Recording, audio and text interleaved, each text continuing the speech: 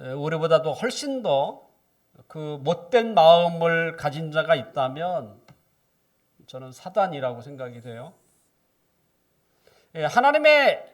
사단은 하나님의 백성이 편안하게 살아가는 것을 못마땅히 여기는 자 중에 하나입니다.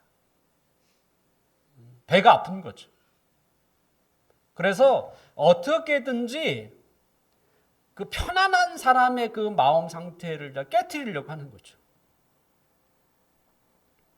언제 우리가 불안하고 또 안절부절 못하게 될까? 언제 그런 일들이 있죠? 그것은 우리가 예상치 못한 일들이 우리에게 닥칠 때.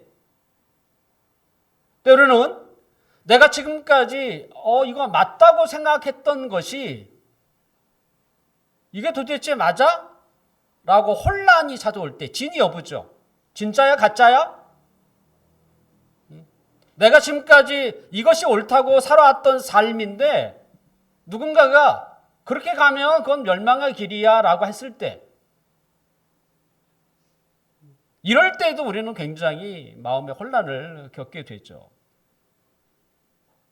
그러면 잠도 오지 않고 하루에도 수없이 틈만 나면 그 생각으로 인해서 일명 골치가 아픈 거죠. 그러니까 한마디로 마음이 안정되지 못하는 것이죠. 이 갈라디아의 교회 성도들도 또 그 교회도 지금 굉장히 불안해하고 있습니다. 도대체 누구 말이 맞는지 혼란을 겪고 있는 것이죠. 그래서 바울은 이 갈라디아서라고 하는 이 편지의 인사날에 보면 갈라디아 1장 3절에 보면 하나님 아버지와 주 예수 그리스도로부터 은혜와 평강이 너에게 있기를 원한다. 이 얘기를 해요. 그들의 마음속에 불안한 마음속에 하나님이 주시는 평강이 가득 차기를 기원하고 있는 것이죠. 갈라디아의 교회가 생긴 이후에 아마 지금 가장 큰 혼란을 그 교회는 겪고 있었을 것입니다. 교회라고 하는 곳, 작거나 크거나 상관없이 사람들이 모이는 것이기 때문에 사소한 분쟁이나 문제가 있을 수 있죠.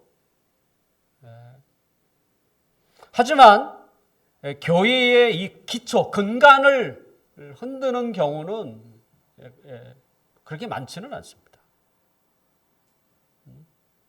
그런데 지금 갈라디아 지역의 교회들은 교회 자체의 그 근간이 흔들리고 있는 것이죠. 작은 사소한 문제가 아닌 거예요. 한 사람이 인내하고 한 사람이 참고 회개할 문제가 아닌 거죠. 그 교회가 무너지나 아니면 버텨낼 수 있느냐를 이렇게 가늠할 수 있는 굉장히 큰 문제가 지금 갈라디아 지역의 교회에 있게 된 것이죠.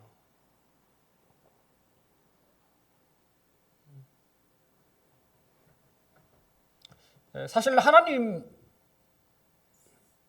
우리가 하나님의 자녀가 되게 되면 가장 먼저 찾아오는 것이 뭐냐면 마음의 평강이라는 것입니다. 그러니까 마음으로부터 와요. 삶은 나중이고요. 우리의 환경은 나중에 와요.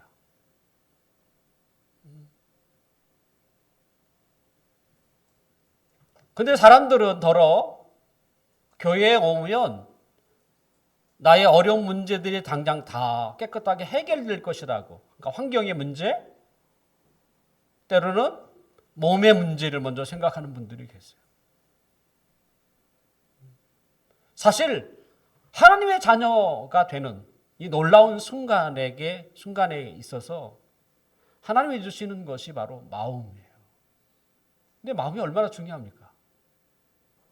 마음이 불안하거나 마음이 우울하면 모든 게 다 귀찮은 일입니다. 그러니까 마음이 가장 중요한 것이죠. 아무리 맛있는 것을 앞에 차려놓은들 마음이 편치 않으면 그게 먹고 싶겠습니까? 설령 먹는다고 해도 그건 탈나요, 그거. 그래서 마음이 가장 중요한 것입니다. 이미 하나님은 마음으로부터 하나님의 은총을 우리에게 주시고 그리고 점점 우리의 육체가 됐든 연약한 육체가 됐든 때로는 우리 주위의 환경이 됐든 어려움이 됐든 문제가 됐든 하나하나 어떻게 해요? 해결해 가시는 것이죠. 그것이 하나님을 믿게 된 사람에게 나타나는 하나의 과정이다. 이렇게 말을 할 수 있겠습니다. 근데 하나님의 자녀에게 주시는 이 평강이라는 것이 그럼 계속 그 평강이 유지되는가? 그렇지 않다는 거예요. 그러니까 신자라고 해서 때로는 하나님의 자녀라고 해서 늘 마음이 편안할 수 있는가? 제가 생각해도 그렇지 않더라고요. 신자라고 할지라도 하나님을 신뢰하지 않으면, 하나님을 의지하지 않거나 때로는 그 말씀에 거하지 않으면, 순종하지 않으면 평강이 잘 유지가 안 돼요.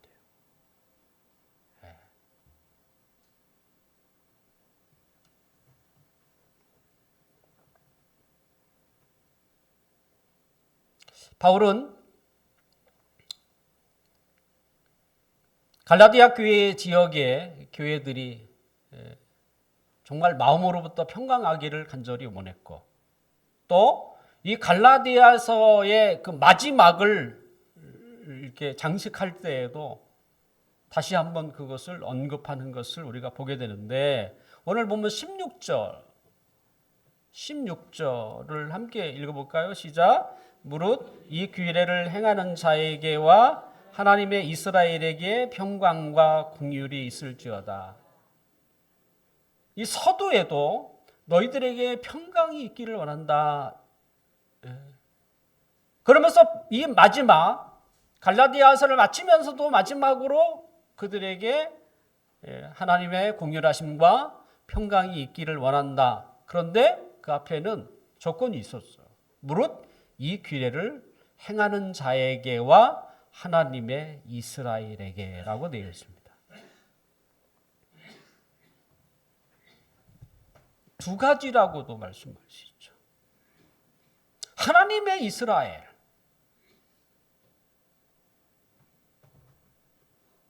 우리가 쉽게 얘기하면 하나님의 자녀라고 이렇게 말할 수 있죠. 바울은 이 갈라디아서에 이것을 굉장히 중요하게 여기고 있습니다. 거짓 가르침이 뭐예요? 오직 예수님을 믿으면 그것은 온전하지 않다. 예수님을 믿기도 해야 되지만 또 우리의 행동을 보여야 된다. 그래야 온전하게 하나님의 자녀가 되고 온전하게 구원을 얻을 수 있다. 이렇게 거짓 가르침을 거짓 선생님들이 가르쳤습니다. 하지만 바울은 뭐라고 합니까? 우리가 하나님의 자녀가 되는 것, 우리가 구원을 받는 것은 오직 예수 그리스도를 믿음으로 된다. 우리가 무슨 선한 행동을 해서 구원을 얻는 게 아니다. 그건 불가능하다는 거예요, 사실은. 왜냐하면 우리가 선한 행실을 하는 것보다 우리가 죄를 짓는 게 훨씬 더 많아요. 그리고 우리가 하나님 앞에 지은 죄를 갚을 길이 없어요. 더군다나 죄의 값은 죽음입니다, 죽음. 근데 우리가 버젓이 살고 있잖아요. 죽지 않고서는 죄의 값을 갚을 길이 없는 거죠. 그런데 우리가 살아서 어떻게 하나님의 자녀가 돼요? 그래서 나의 죄를 대신 짊어지신 예수 그리스도를 우리가 믿음으로 그분을 믿음으로, 그러니까 그분이 나의 죄값을 대신 짊어졌다는 것을 내가 믿음으로 비로소 나는 죄에서 해방되는 거예요. 그리고 하나님의 자녀가 되는 것이죠. 근데 이것이 어떻게? 믿음으로만 가능해요. 거기에 우리의 어떤 행위도, 거기에 조금이라도 들어가지 않는다는 것이죠. 자, 우리가 하나님의 자녀 그러면 구약에는 이스라엘이라는 말로 표현할 수 있었습니다. 근데 이스라엘의 조상이 누굽니까? 아브라함입니다. 아브라함에게는 이스마엘과 이삭이 있었습니다. 그런데 이스마엘은 쫓겨났고 이삭만 남게 돼요. 또 이삭에게도 야곱과 에서와 야곱이 있습니다. 그런데 에서는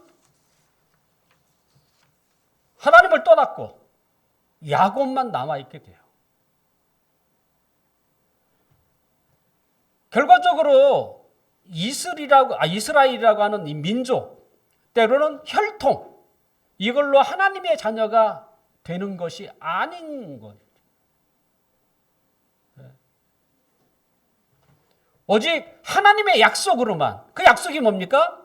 믿음으로만, 하나님의 은혜로만 하나님의 자녀가 된다는 것을 사실은 아브라함의 자식들을 통해서도 우리에게 좀 알려주고 있는 것이죠. 그래서 하나님의 자녀는 믿음으로, 하나님의 약속으로 하나님의 자녀가 되는데, 그것을 구약 이스라엘을, 그 이름을 사용해서 하나님의 이스라엘로 지금 부르고 있는 거예요. 그러니까 하나님의 이스라엘이라는 말은 하나님의 자녀라는 말을 그렇게 풀이해서 말하고 있는 것이죠. 자, 하나님의 자녀라면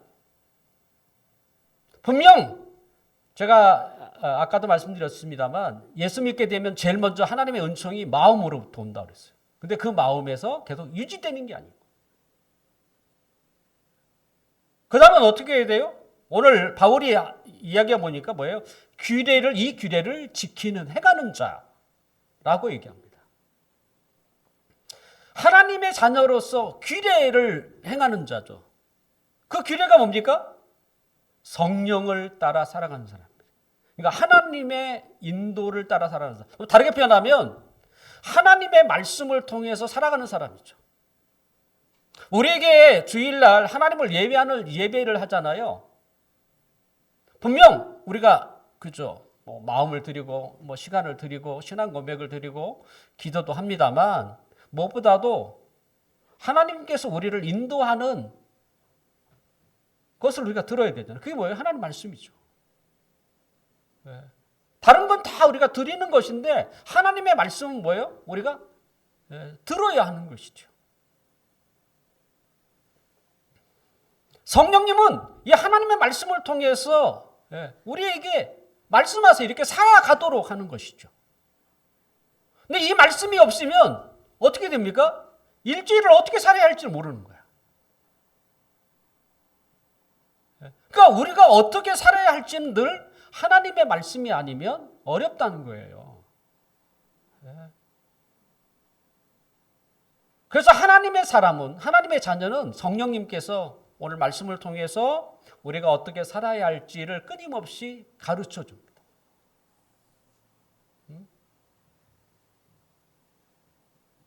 그럼 어떻게 살아가야 하는가라고 할 때 그것은 자기를 부인하고 자기 십자가를 지고 가는 것입니다.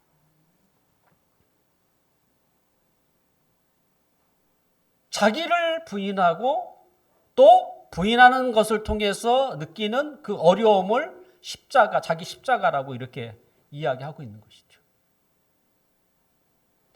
그럼 더 구체적으로 그것이 어떤 삶인가? 바울은 갈라디아에서 사랑 사랑으로 역사하는 믿음을 가지고, 좀 어렵나요? 믿음으로 살아가는데 믿음의 동기가 뭐냐면 사랑이어야 한다는 거예요. 하나님 사랑하는 것, 그 다음에 이웃을 사랑하는 마음을 가지고 믿음으로 살아가야 한다.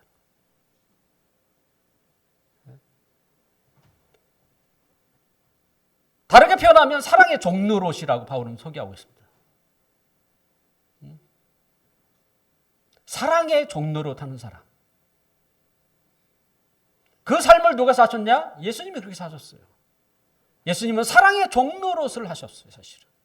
우리의 완전한 모델이시죠. 이것이 성령님께서 우리를 인도하시는 삶의 모습이라는 거예요.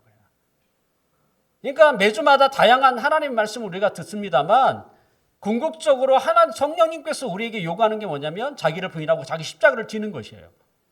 더 구체적으로 얘기하면 우리가 믿음으로 살 때 사랑 가운데서 종로로 타는 가운데서 믿음으로 살아가는 거예요. 그것이 예수님의 삶이고 우리가 본받아야 할 삶이라고 얘기하는 것이죠. 우리가 하나님의 자녀인데 쉽게 이해하지 못하는 게 뭐겠습니까? 늘 마음이 불안하고 염려하고 때로는 우울하며 살아가는 사람들. 분명 성경은 하나님은 뭐라고 하냐면 이사야 48장 22절에 보면 여호와께서 말씀하시되 악인에게는 평강이 없다 하셨느니라 이렇게 돼 있어요. 악을 행하는 사람은요, 악인에게는 평강이 없대요.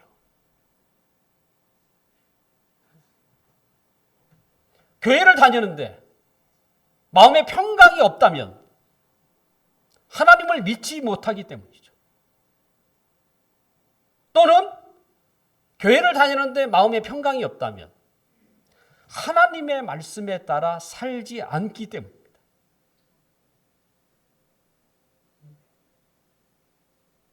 그러면 교회는 다녀요.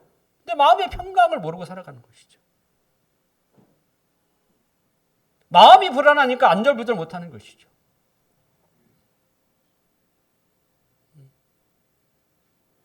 그래서 우리 스스로가 스스로 자신을 점검해야죠.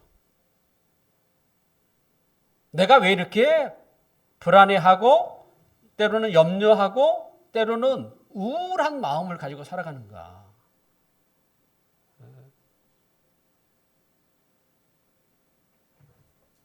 그것은 우리가 하나님을 온전히 믿지 못하기,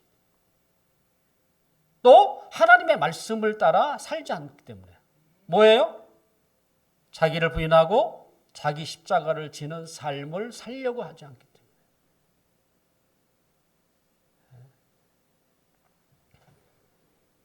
바울은 복음을 전하다가 감옥에 갇히기를 여러 번 했습니다. 그가 감옥에서 이 빌립보라고 하는 교회에 편지를 쓴 적이 있었는데요. 그 편지 내용을 보니까 이런 문구가 있습니다. 주 안에서 항상 기뻐하라. 내가 다시 말하노니 기뻐하라. 어떻게 그 지하의 깊은 감옥에서 기뻐하라고 이렇게 권면할 수 있을까?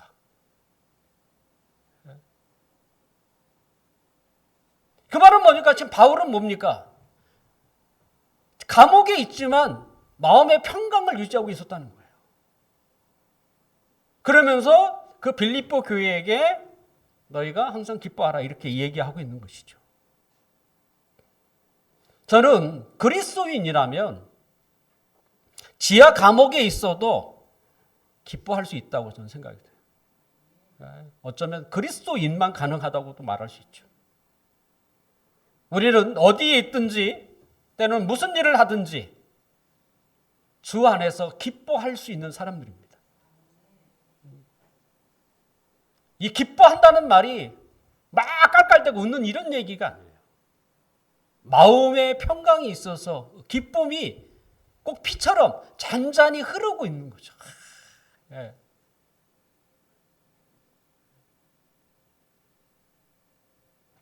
바울은 빌립보 4장에 보면 마음의 평강을 얻는 두 가지 방법을 우리에게 소개해 줘요. 예. 첫째가 뭐냐면 염려가 있거든 불안이 있거든 기도하라는 거예요. 기도하라는 게 뭐예요? 하나님을 신뢰하라는 얘기예요. 예. 하나님이 이 문제를, 이 어려움을 능히 헤쳐나갈 힘을 주신다라고 하는 것을 믿으라는 거예요. 기도가 그런 거 아닙니까?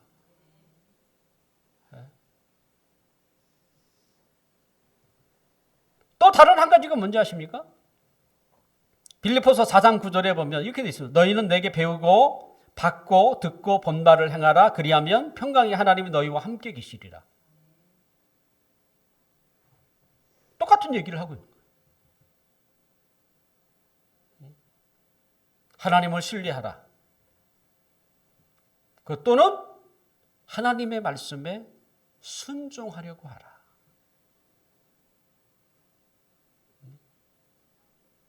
자기를 부인하고 자기 십자가를 지려고 하라. 왜냐하면 성령은 하나님의 말씀은 우리에게 끊임없이 그걸 요구해요.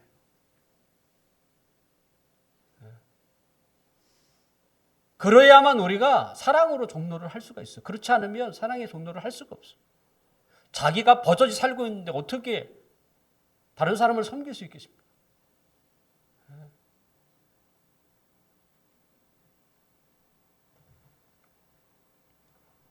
그러므로 혹시 마음이 불안한 사람들이 있다면 하나님을 신뢰하시고 또 매주 주시는 하나님 말씀 앞에 순종하셔서 자기를 부인하고 자기 십자가를 지는 사랑으로 종노릇하는 삶을 사십시오.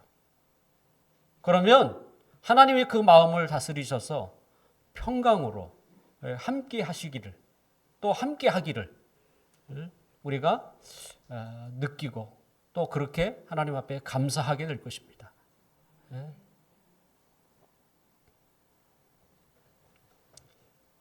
하나님은 우리에게 주시는 그 놀라운 은총이 뭐냐면 아까 마음의 평강. 이건 가장 소중한 것입니다.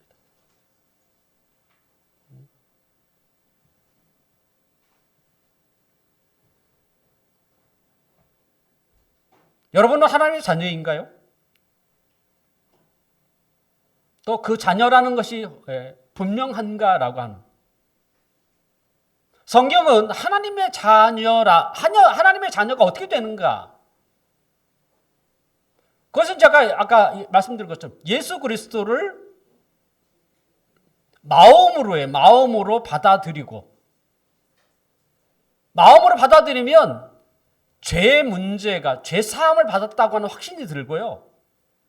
그 다음에 하나님이 우리에게 약속하신 영생, 그 생명을 내가 얻었다.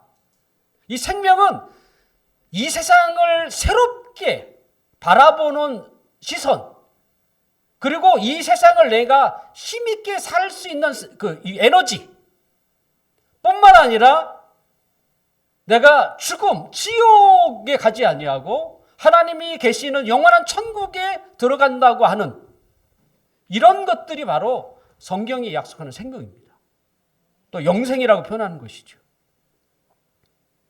아, 나에게 그런 게 있구나 라는 것을 우리가 확신하는 거죠. 그러니까 예수님을 믿으면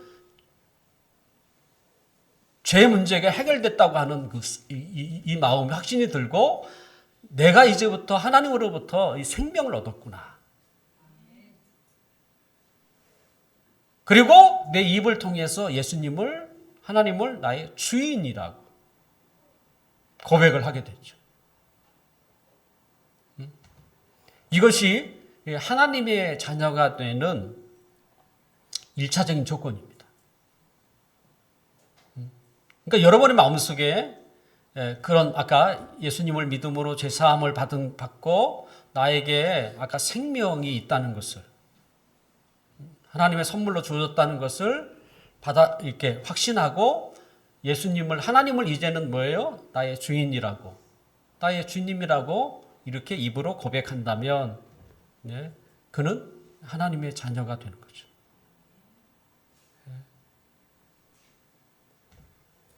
그런데 그것이 1차적인 조건이에요. 근데 그 1차적인 조건만 다르게 만든다면, 그리고 이제는 내가 아무렇게나 살아도 돼 라고 하는 것은 구원을 잘못 이해하는 것입니다. 하나님의 궁극적인 목적이 뭐예요? 하나님의 자녀답게 살아가는 것입니다. 그러니까 하나님의 나를 구원하신 목적은 죄사함이나 나에게 생명을 주는 게 궁극적인 목적이 아니라 그걸 통해서 뭐예요? 하나님의 자녀답게 살아가도록 하는 것이죠.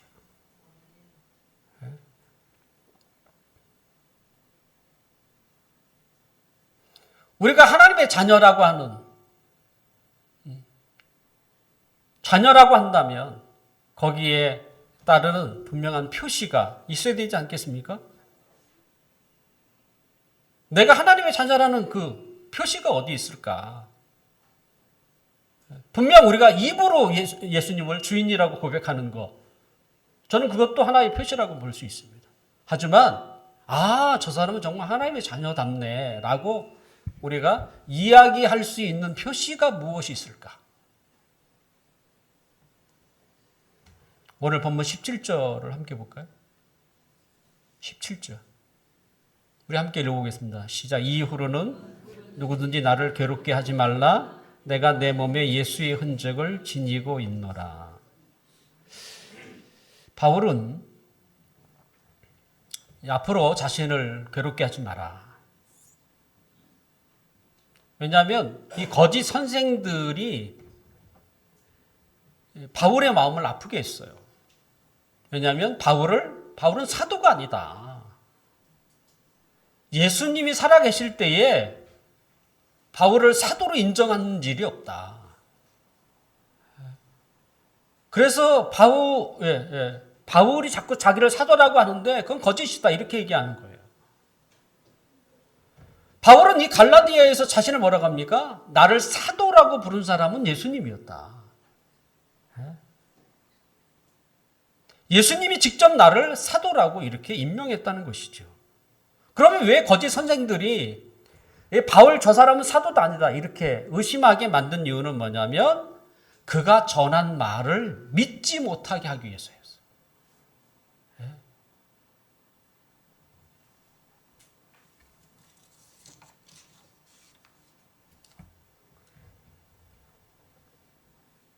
그러면서 바울은 뭐라고 합니까? 내가 진짜 사도인 것이 내가 당신들에게 보여줄 수 있겠다.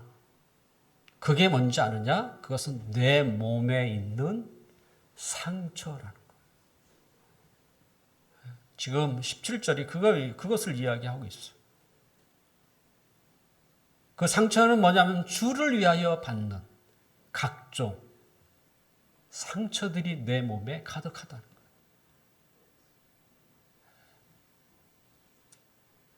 그는 자신의 몸에 있는 상처 자국을 예수의 흔적이라고 표현하고 있습니다. 이 원어적으로 보면 이것은 예수의 낙인입니다. 낙인. 낙인이란 말은 자신의 소유물, 동물에게, 그죠? 이건 내 거야 라고 하는 이렇게 인두를 짓잖아요. 또는 자신의 종들에게 이마에다가 인두로 낙인을 찍습니다. 자기의 소유물이라고 하는 것을. 내가 예수님의 사도라는 것이 내 몸에 있다는 거예요. 예수의 흔적, 예수의 낙인이 내게 있다는 것이죠. 분명 삶의 증거도 우리가 하나님의 자녀라고 하는 좋은 증거일 수 있겠지만 몸에 새겨진 증거는 확실한 증거라고 말할 수 있죠. 몸에 새겨진 증거. 바울은 그의 편지 곳곳에서 그가 그리스도의 참된 일꾼이라는 것을 무엇으로 표현해 준지 아십니까? 그것은 예수님을 위한 고난들이었어요. 고린도후서 11장 23절에 보면 그는 이렇게 얘기해요. 그들이 그리스도의 일꾼이냐 정신없는 말을 하거니와 나는 더욱 그러하다. 저 사람들이 그리스도의 일꾼이라고 얘기하는데 무슨 정신없는 말을 해. 나는 확실하다. 그러면서 자기가 얘기해요. 내가 수고를 넘치도록 하고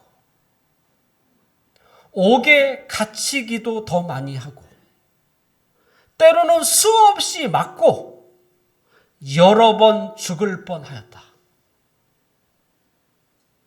그럼 계속해서 얘기합니다. 또 수고하며 애쓰고 여러 번 자지 못하고 줄이고 배고프고죠. 목마르고 여러 번 굶고 춥고 헐벗었노라 이렇게 돼요. 내가 진짜 하나님의 사도라는 것이 바울은 이렇게 표현했어요. 그런데 우리는 어떻게 생각합니까? 나는 진짜 하나님의 나를 세워주신 그것이 분명합니다. 여러분이 듣고 싶은 내용이 뭐예요?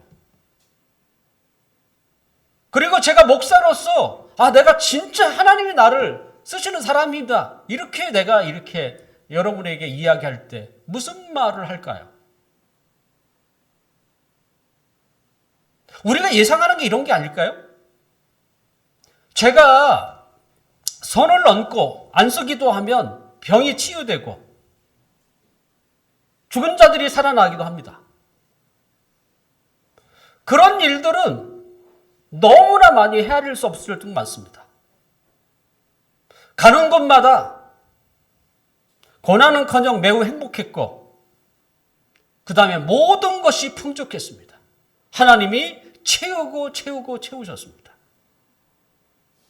제가 설교할 때마다 수천 명이 제 앞에 나와 회개하였습니다.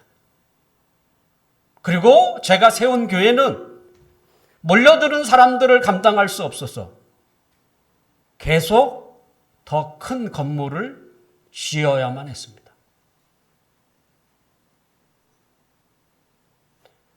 우리가 기대하는 게 그런 내용 아닐까요?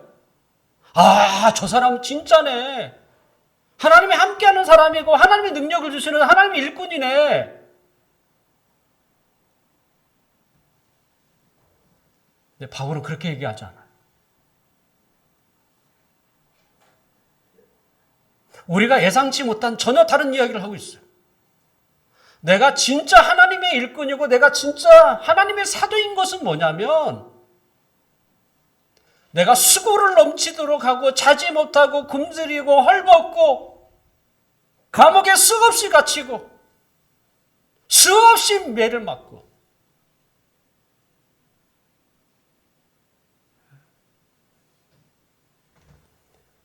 그것 때문에 자신의 몸에 수없이 난 상처 자국들 그것을 보라. 그 얘기하고 있어요.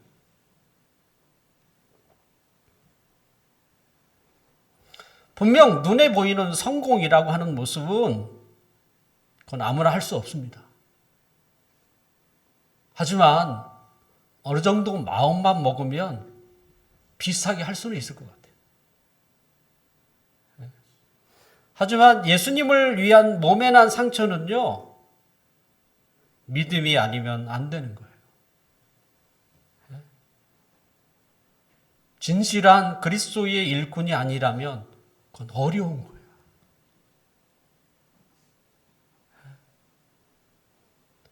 누가 몸에 새겨진 상처의 자국을 좋아하겠습니까?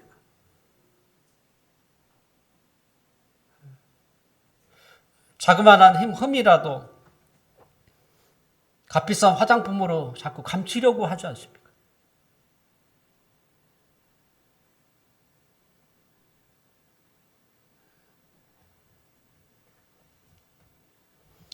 우리에게는 이 바울의 이 고백을 좀 귀 기를 필요가 있습니다.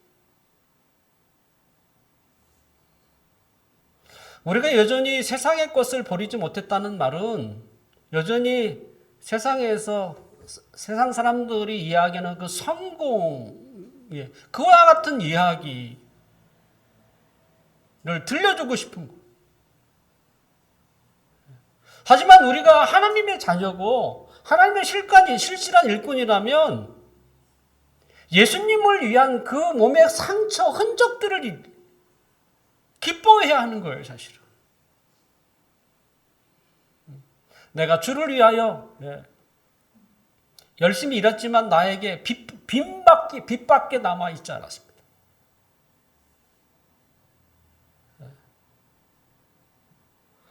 왜 그런 말들을 떳떳하게 말하지 못하는지. 지금은 예수 믿는다고 해서 누가 우리의 몸에 상처를 주고 고문 주는 시대가 아니잖아요. 그렇다고 고난의 흔적들이 없는 게 아니잖아요. 내가 주님을 위하여, 그죠? 사랑의 종로로 타다가 받은 수없이 많은 모욕,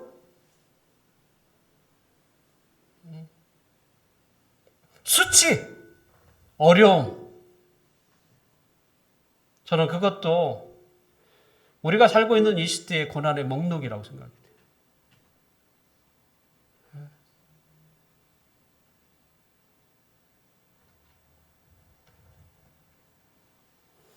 그런 것들이 없는 게 도리어 우리에게 수치가 되어야 되는 거예요, 사실은.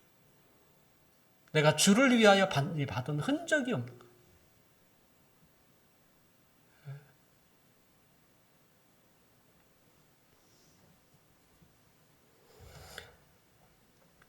신앙의 고수라고 불리는 사도 바울은 그의 진정성을 이 고난의 목록으로 얘기해요.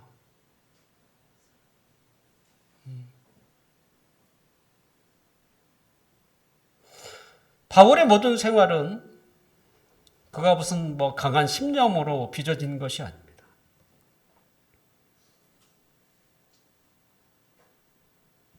그는 자신이 닥친 모든 감당할 수 없었던 일들이 자기에게 발생할 때마다 자기에게 능력을 주셨던 분이 있다고 고백을 하죠. 내게 능력 주시는 자 안에서 내가 모든 것을 가능했다. 그 능력이 뭔지 아십니까?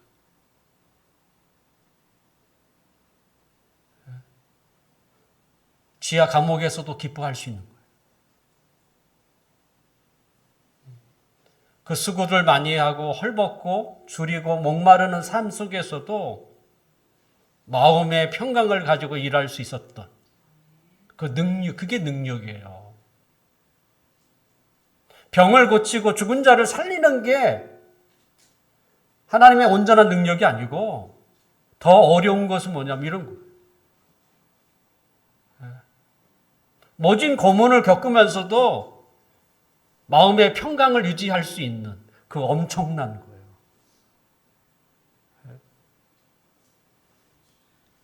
그것은 내게 능력 주시는 자가 있었다는 것이죠. 하나님의 은혜라고 얘기하는 거예요. 그러기에 바울은 마지막 절을 우리에게 이렇게 얘기합니다. 18절. 18절 함께 읽어볼까요? 우리 함께 읽어보겠습니다. 형제들아, 우리 주 예수 그리스도의 은혜가 너희 심령에 있을지어다. 하나님의 은혜가 너희에게 있을지어다. 결과적으로 하나님의 은혜가 아니면, 하나님이 우리에게 은혜를 베풀지 않으면 우리의 심령은 편안할 수가 없다는 사실이죠. 모든 것이 다 하나님의 은혜라는 것입니다. 우리는 하나님의 은혜로 하나님의 자녀가 되었죠. 그렇다면 하나님의 자녀로서의 삶도 하나님의 은혜가 필요한 것입니다. 하나님의 은혜가 우리에게 임하면 우리는 어떤 상황에서도 평강할 수가 있습니다. 이제 말씀을 마치러 갑니다. 이 갈라디아서를 우리가 마치게 되는데요. 갈라디아서는 그 어느 때보다 거짓 가르침이 난무하는 이 시대에서 저는 꼭 필요한 말씀이라고 생각합니다. 거짓 가르침은 행복과 성공을 약속해요. 그러니까 사람들을 들뜨게 만들죠. 하지만 우리가 바라는 그 평강은 거기에 있지 않습니다. 우리가 바라는 평강은 오직 하나님의 은혜로만 주어져요. 자기를 부인하고 자기 십자가를 지고 가는 삶 속에 하나님의 평강이 거기에 있어요. 바울이 그랬어요. 그가 수고하고 헐벗고 굶주리는 그 상황에서도 그 마음이 불안하지 않았다는 거예요. 그 마음에 평강이 흐르고 있었어요. 고문으로 그의 온몸이 피투성이가 되고 지하 깊은 감옥에 갇혀도 그의 마음에는 기쁨이 있었어요. 이런 사람은 감당이 안 되는 사람. 이런 게 감당 안 되는 거예요. 어떻게 할 수도 없어, 이런 사람. 모진 고문을 가해도 웃을 수 있는 사람. 그걸 누가 맡겠습니까? 감당이 안 되는 거죠. 바울이 그랬어요. 그가 신념이 강했기 때문이 아니에요. 그의 능력 주시는 자 하나님이 그곳에 계셨어요. 네. 우리가 그 은혜로 살아야 하고요. 또 그 은혜로 고난도 이겨내는 것이고요. 결국 그 은혜가 우리가 바라는 곳으로 우리를 인도하는 거예요.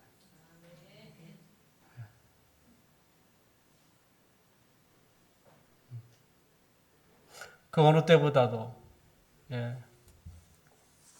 힘겹게 살아가는 우리 사랑하는 성도 여러분. 오늘 바울이 갈라디아서를 마치면서 우리에게 주셨던 이 말씀을 기억했으면 좋겠어요. 하나님의 말씀대로 살려고 하는 것. 그것만은 버리지 않았습니다. 그러면 그 속에 하나님의 은혜를 주세요.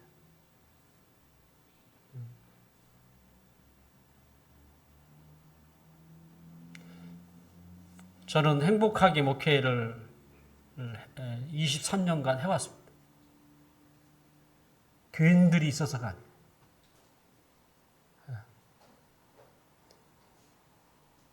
경제는, 가정생활은 어려워서 계속 빚에. 그래도 제 마음에 있는 평강을 빼앗지 않더라고. 못하더라고. 왜 그러겠어요? 내게 능력 주시는 자 하나님이 있었어요. 그래서 저를 아는 어느 목사님은 제가 굉장히 큰 교회를 하고 있는 것처럼 생각이 됐대요.